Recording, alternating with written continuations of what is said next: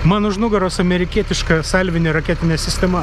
HIMARS, amerikiečių artileristai baigė savo darbą, baigė savo šiandien kovinį pasirodymą kairių poligone ir dabar jau palieka savo pozicijas, bet vos prieš pusvalandį čia prie Klaipėdos pliaupiant lietui buvo atliktos 3 salvės iš 2 sistemų HIMARS, kurios buvo labai iš tiesų įspūdingos, pribloškiančios ypač tuos, kurie dar jų nebuvo matę.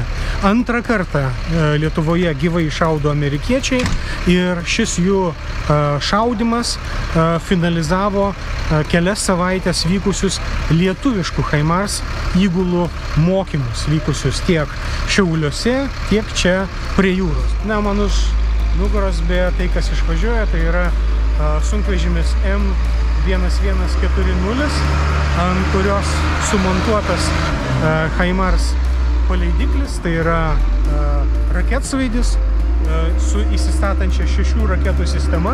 Šiandien būtent buvo šaudoma raketomis, kurios yra mokomosios, jos neturi kovinės galvutės, nukritusios nesprogs, kitaip tariant, tai kaip apšvietimo stulpas su raketiniu užtaisu.